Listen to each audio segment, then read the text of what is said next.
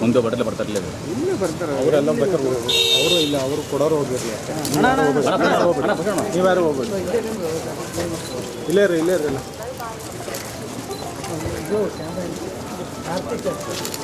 ಕಾರ್ತಿಕ್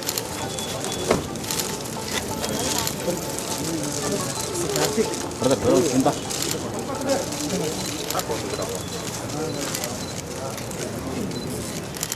ನೋಡಪ್ಪ ಕಾರ್ತಿಕ್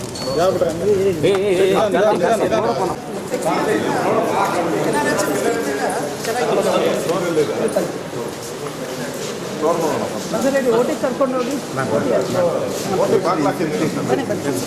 ಓಟಿ ಮೇಲೆ ಇನ್ನೊಂದು ಓಟಿ ಸರ್ ಓಟಿ ನೋಡಿಸಿ ಓಟಿ ನೋಡಿ ತಡಿ ಈಗ ನೀವು ಹೋಗಿರ್ಲಿಲ್ವಾ ನಾನು ಬಂದು ನಿಮ್ಮ ಮುಂದೆ ಹೋಗಿರ್ಲಿಲ್ವಾ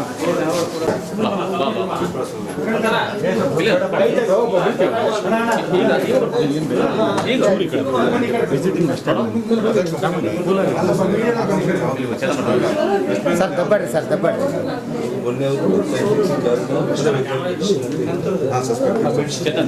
ಇದೆ ಸರ್ ತಂದಿಟ್ಟಿದ್ದೀವಿ ಸರ್ ನಾವು ಯಾವುದು ಯೂಸ್ ಮಾಡ್ತಾರೆ ಅದು ನೀವು ಮಾಡಿಬಿಟ್ಟು ಬೇರೆ ವಿಶೇಷವಾಗಿ ಕರ್ನಾಟಕದ ಮಹಿಳೆಯರು ಅದರಲ್ಲೂ ಬಾಣಂತಿಯರು ಬೆಚ್ಚಿ ಬೀಳುವಂಥ ಸಂಗತಿ ಇವತ್ತು ಬಳ್ಳಾರಿ ಜಿಲ್ಲಾ ಆಸ್ಪತ್ರೆಯಲ್ಲಿ ನಡೆದಿರ್ತಕ್ಕಂಥದ್ದು, ಬಳ್ಳಾರಿ ವಿಮ್ಸ್ ಆಸ್ಪತ್ರೆಯಲ್ಲಿ ನಡೀತಿರುವಂಥದ್ದು. ಸುಮಾರು 10 ತಿಂಗಳಲ್ಲೇ ಸುಮಾರು 111 ನವಜಾತ ಶಿಶುಗಳು ಸಾವನ್ನಪ್ಪಿರೋದು, ಬಲಿಯಾಗಿರುವಂಥದ್ದು. ಅದರಲ್ಲಿ 4 ಜನ ಹೆರಿಗೆ ಆದಮೇಲೆ ಸತ್ತಿರೋವಂಥದ್ದು ಹೃದಯ ಕಲಕುವಂಥ ಒಂದು ಸಮಾಚಾರ. ಅದಕ್ಕೋಸ್ಕರ ನಾನು ಬಳ್ಳಾರಿಗೆ ಆಸ್ಪತ್ರೆಗೆ ನಾನು ಬಂದಿದ್ದೀನಿ. ನಮ್ಮ ಜನಾರ್ದನ್ ರೆಡ್ಡಿಯವರು ಫೋನ್ ಮಾಡಿದ್ರು ನನಗೆ ನಿನ್ನೆ 2 ದಿನದ ಮುಂಚೆ ಬರಬೇಕಣ್ಣ ಇಲ್ಲಿ ಅಂತೇಳಿ. ನಾನು ಕೂಡ ಬಂದಿದ್ದೀನಿ. ನಮ್ಮ ಜಿಲ್ಲಾಧ್ಯಕ್ಷರು, ನಮ್ಮ ಹನುಮಂತು, ನಮ್ಮ ಉದ್ದೇಶ ಇರತಕ್ಕಂಥ ಜನರಲ್ಲಿ ಒಂದು ಭಯದ ವಾತಾವರಣ ಇದೆ. ಈ ಮೆಡಿಕಲ್ ಮಾಫಿಯಾ ಇವತ್ತು ಒಂದು ಇನ್ಸಿಡೆನ್ಸ್ ಇಲ್ಲಿ ಕಂಡು ಬರ್ತಾ ಇದೆ ಬಳ್ಳಾರಿಯಲ್ಲಿ. ಇದು ಎಲ್ಲೆಲ್ಲಿ ಯಾವ್ಯಾವ ಜಿಲ್ಲೆಗಳಲ್ಲಿ ಏನೇನಾಗಿದೆ ಅನಾಹುತಗಳು ಅನ್ನೋದು ಇನ್ನು ಮುಂದುವರೆದ ಭಾಗದಲ್ಲಿ ಮೀಡಿಯಾದಲ್ಲಿ ಬಂದೇ ಬರುತ್ತೆ. 10 ತಿಂಗಳಲ್ಲೇ 111 ನವಜಾತ ಶಿಶುಗಳು ಸಾವನ್ನಪ್ಪಿದ್ದಾರೆ ಈ ಆಸ್ಪತ್ರೆಗಳಲ್ಲಿ. ಎಲ್ಲ ಕರ್ನಾಟಕದಲ್ಲಿ, ಇಲ್ಲ ರಾಜ್ಯದಲ್ಲಿ. ಅದರಿಂದ ಒಂದು ಕಡೆ ನಾವು ಇವತ್ತು ನಾನು ಜಿಲ್ಲಾಸ್ಪತ್ರೆಗೆ ಭೇಟಿ ಮಾಡಿ ಡಾಕ್ಟರ್ ಜೊತೆ ಸಂವಾದನ ಕೂಡ ನಾನು ಮಾಡಿದ್ದೀನಿ. ಅವರೆಲ್ಲರೂ ಹೇಳ್ತಾ ಇರುವಂಥದ್ದು, ಈ ಮೆಡಿಸಿನ್ ಕೊಟ್ಟ ಮೇಲೆ ಯಾವ IV ಕೊಟ್ಟ ಮೇಲೆ ಇಮಿಡಿಯೇಟಾಗಿ ಕ್ರಿಯಾಟಿನ್ ನಾರ್ಮಲಿ 1.3 ಇರಬೇಕು ಕ್ರಿಯಾಟಿನ್. ಅದು 2.5, 3, ಕೆಲವರಿಗೆಲ್ಲ 5 ಹೋಗಿದೆ ಕ್ರಿಯಾಟಿನ್. ಕೆಲವರಿಗೆ ಯೂರಿನೇ ಬಂದಿಲ್ಲ. ಅಂದರೆ ಅಷ್ಟು ಕಳಪೆ ಗುಣಮಟ್ಟದ ಕೆಮಿಕಲ್ ಇದು. ಔಷಧಿ ಅನ್ನೋಕ್ಕಾಗಲ್ಲ ಇದೊಂದು ಕೆಮಿಕಲ್, ಸಾಯಿಸುವ ಕೆಮಿಕಲ್ ಇದು, ಕೊಲೆ ಮಾಡುವಂಥ ಕೆಮಿಕಲ್ ಇದು. ಅದಾದಮೇಲೆ ಇಮಿಡಿಯೇಟಾಗಿ ನಾರ್ಮಲಿ ಲಿವರ್ ಫೇಲ್ಯೂರ್ ಆಗೋದು ಭಾಳ ಟೈಮ್ ತೊಗೊಳುತ್ತೆ. ಒಂದು ತಿಂಗಳು, 3 ತಿಂಗಳು, 1 ವರ್ಷ ಬೇಕು ಲಿವರ್ ಫೇಲ್ ಆಗಬೇಕಾದ್ರೆ. ಇದು ಈ ಮೆಡಿಸಿನ್ ಕೊಟ್ಟ ತಕ್ಷಣವೇ 2 ಗಂಟೆಯಲ್ಲಿ ಲಿವರ್ ಕೂಡ ಫೇಲ್ ಆಗ್ಬಿಟ್ಟಿದೆ.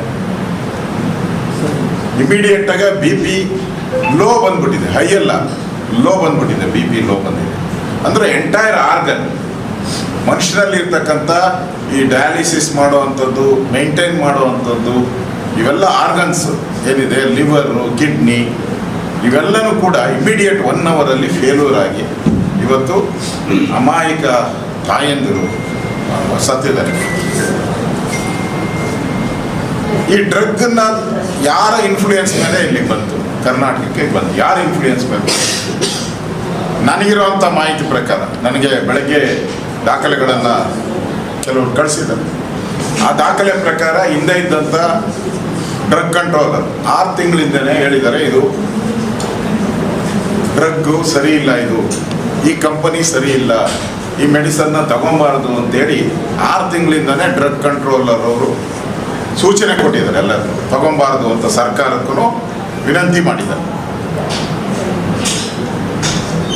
ಮತ್ತೆ ಈ ಡ್ರಗ್ಗು ಈಗ ಯಾರು ಡ್ರಗ್ ಕಂಟ್ರೋಲ್ ಸಸ್ಪೆಂಡ್ ಆಗಿದ್ದಾನಲ್ಲ, ಅವ್ನು ಬಂದು 2 ತಿಂಗಳಾಗೈತೆ ಸಸ್ಪೆಂಡ್ ಆಗಿರೋದು. ಈಗ ಬಂದು ಡ್ರಗ್ ಕಂಟ್ರೋಲ್ ಅವ್ನು ಬಂದೇ 2 ತಿಂಗಳಾಗಿದೆ. ಹಿಂದೆ ಇದ್ದಂಥ ಡ್ರಗ್ ಕಂಟ್ರೋಲರ್ ಇದನ್ನು ಯೂಸ್ ಮಾಡಬಾರ್ದು ಅಂತ ಕೊಟ್ಟಿದ್ದಾರೆ. ಇಷ್ಟೆಲ್ಲ ಯೂಸ್ ಮಾಡಬಾರ್ದು ಅಂತಿದ್ರು ಕೂಡ ಯಾವ ಬಲಾಢ್ಯ ಕೈ, ಯಾವ ಕಾಣದ ಕೈ ಈ ಡ್ರಗ್ಗನ್ನೇ ತಗೊಬೇಕು ಅಂತೇಳಿ ಇನ್ಫ್ಲೂಯೆನ್ಸ್ ಮಾಡ್ತು. ಅದು ಇವತ್ತು ಭಾಳ ಮುಖ್ಯವಾದಂಥ ವಿಚಾರ. ಯಾರು ಇನ್ಫ್ಲೂಯೆನ್ಸ್ ಮಾಡಿದವರು ಇದೇ ಡ್ರಗ್ ತಗೊಬೇಕು ಅಂತೇಳಿ? ಇದನ್ನ ರೆಕಮೆಂಡ್ ಮಾಡಿದವರು ಯಾರು? ಹಿಂದೆ ಇದ್ದಂಥ KS MCL ನಿರ್ದೇಶಕ ಚಿದಾನಂದ್ ಅವರು, ಚಿದಾನಂದ್ ಒಟ್ಟಾರೆ, ಜನರಲ್ ಮ್ಯಾನೇಜರ್ ರಘುನಂದನ್ ಅವರು ಹಿಂದೆ ಅಂದಿನ ಇದು ರೆಕಮೆಂಡ್ ಮಾಡಿದವರು. ಚಿದಾನಂದ್ ಒಟ್ಟಾರೆ, ಜನರಲ್ ಮ್ಯಾನೇಜರ್ ರಘುನಂದನ್ ಅವರು, ಪರಿವೀಕ್ಷಕರಾದಂಥ ನಂದಿನಿ ಶೈಲಾವತಿ ಈ ಸಂಸ್ಥೆಗೆ ಸರಬರಾಜು ಮಾಡೋಕ್ಕೆ ಅನುಮತಿ ನೀಡಿದಂಥವ್ರು ಇವರು.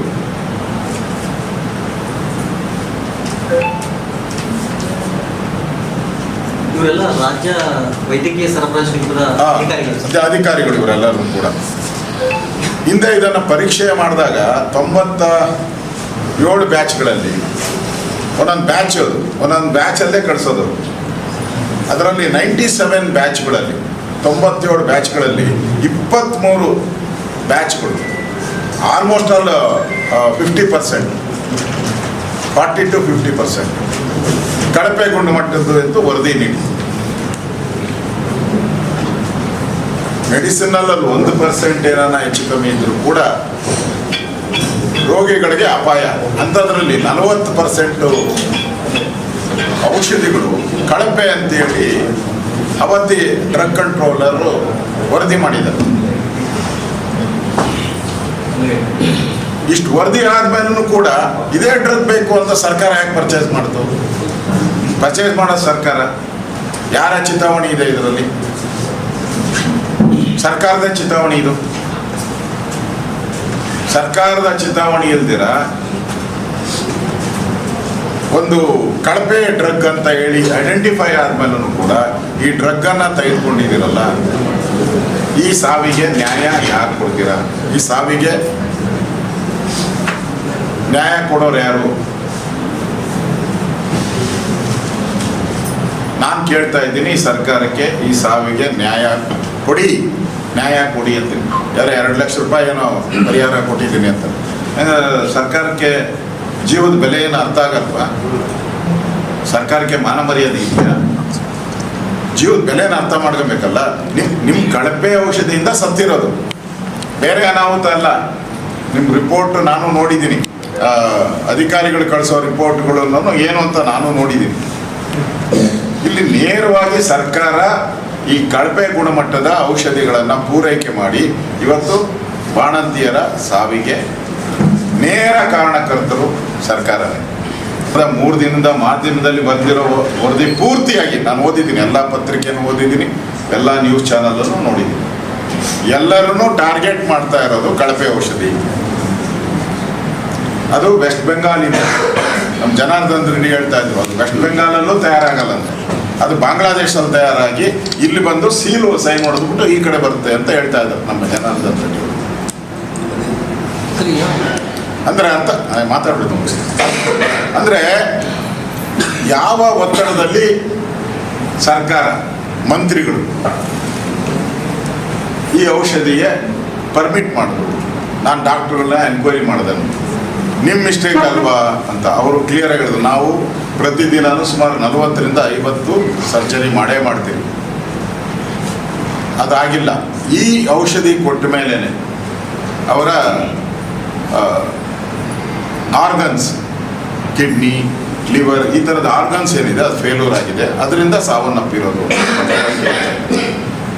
ಮತ್ತು ನಾನು ಹೇಳಿದೆ ಇಲಿ ಜ್ವರ ಬಂದವರೆಗೂ ಮಾಡಿದ್ದೀರ ಅಂತ. ಇಲ್ಲ ಅಂತ ಹೇಳಿದ್ದಾರೆ ಅವ್ರು, ಡಾಕ್ಟ್ರ್ ಹೇಳಿದ್ರು ಇಲಿ ಜ್ವರ ಬಂದಿಲ್ಲ, ಅದಕ್ಕೆ ಪರೀಕ್ಷೆ ಎಲ್ಲ ಮಾಡಿ ನಾರ್ಮಲಿ ಎಲ್ಲ ಡೆಲಿವರಿ ಆಗಬೇಕಾದ್ರೂ ಕೂಡ ಹೆಣ್ಣುಮಕ್ಕಳಿಗೆ 100% BP ಜಾಸ್ತಿ ಆಗೇ ಆಗುತ್ತೆ. ಅದು ನಾರ್ಮಲ್, ಯಾಕಂದರೆ ವೆಯ್ಟ್ ಜಾಸ್ತಿ ಆಗೋದು. ಆಗಿಲ್ಲ ಸರ್ ಅಂತ ಹೇಳಿ ರಿಪೋರ್ಟು ಕೂಡ ಕೊಟ್ಟಿದ್ದಾರೆ.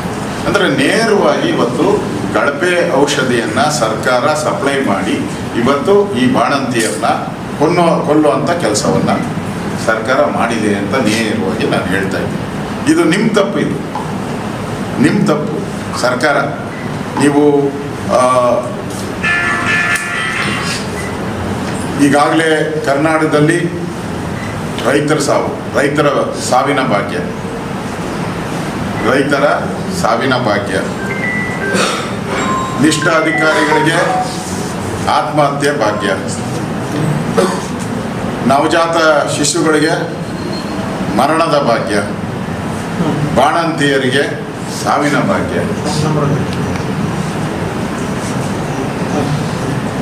ಈ ಭಾಗ್ಯಗಳನ್ನು ಕೊಟ್ಟು ಇವತ್ತು ದಾವಣಗೆರೆಯಲ್ಲಿ ನೀವು ದೊಡ್ಡ ಹಾಸನದಲ್ಲಿ ನೀವು ದೊಡ್ಡ ಏನೋ ಸಮಾವೇಶ ಮಾಡಕ್ಕೆ ಕೊಟ್ಟಿದ್ದೀರಲ್ಲ, ಯಾವ ಪುರುಷಾರ್ಥಕ್ಕೆ? ಇಲ್ಲಿ ಸಾವುಗಳಾಗ್ತಾ ಇದೆ, ಆಸ್ಪತ್ರೆಗಳ ಸ್ಥಿತಿ ಶೋಚನೀಯ ಆಗ್ತಾ ಇದೆ.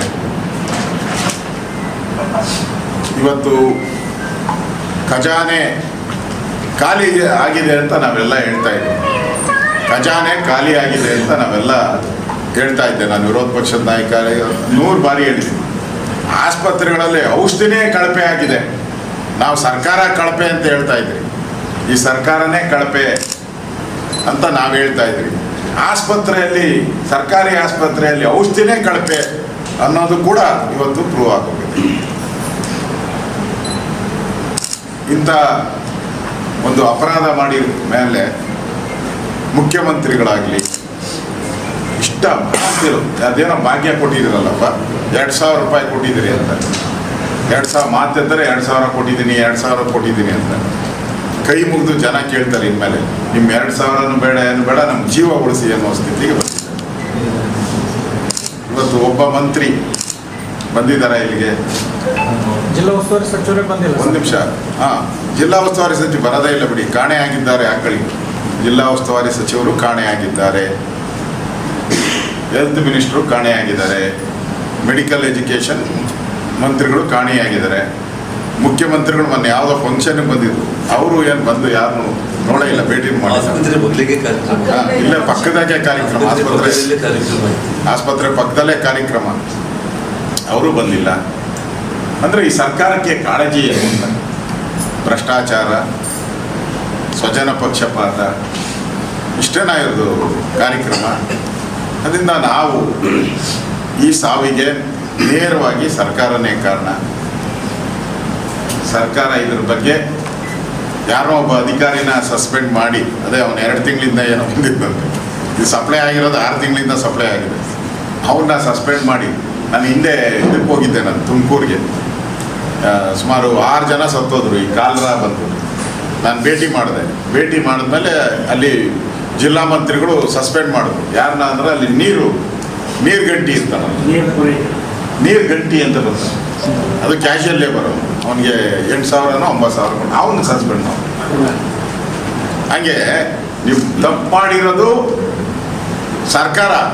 ಔಷಧಿಯನ್ನು ಪರ್ಚೇಸ್ ಮಾಡೋಕ್ಕೆ ಅನುಮತಿ ಕೊಟ್ಟವರು ನೀವು, ಪರ್ಚೇಸ್ ಮಾಡಿದವ್ರು ನೀವು. ಆ ಕಾಣದ ಕೈ ಯಾವುದು ಅನ್ನೋದು ಬೆಳಕಿಗೆ ಬರಬೇಕು. ಇವತ್ತು ಸರ್ಕಾರ ಕಾಣದ ಕೈ, ಈ ಒತ್ತಡ ಹಾಕಿ ಔಷಧಿಯನ್ನು ಪರ್ಚೇಸ್ ಮಾಡ್ತಲ್ಲ, ಅವ್ರು ಯಾರು ಅನ್ನೋದು ಆಗಬೇಕು. ಅದಕ್ಕೆ ಸರ್ಕಾರ ನೇರವಾಗಿ ಕಾರಣ ಇದೆ. ಸುಮ್ಮನೆ ಯಾರನ್ನ ಇದನ್ನು ರಾಜೀನಾಮೆ ಅಲ್ಲ, ಸರ್ಕಾರದಲ್ಲಿ ಮಂತ್ರಿಗಳು ರಾಜೀನಾಮೆ ಕೊಡಬೇಕಾಗುತ್ತೆ. ಇಲ್ಲ ಅಂದರೆ ಇದು ಗುರುತರವಾದಂಥ ಆರೋಪ ಸರ್ಕಾರದ ಮೇಲೆ ಬಂದಿದೆ. ಸರ್ಕಾರಕ್ಕೆ ಸರ್ಕಾರಿ ಆಸ್ಪತ್ರೆಗಳ ಬಗ್ಗೆ ಕಾಳಜಿ ಇಲ್ಲ ಅನ್ನೋದು ಸ್ಪಷ್ಟವಾಗಿದೆ. ಬಳ್ಳಾರಿಯ ನಿರಂತರ ಸುದ್ದಿಗಾಗಿ ಬಳ್ಳಾರಿ ಬೆಳಗಾಯಿತು ಚಾನೆಲ್ನ ಸಬ್ಸ್ಕ್ರೈಬ್ ಮಾಡಿ ಹಾಗೂ ಬೆಲ್ ಐಕಾನ್ ಒತ್ತಿ.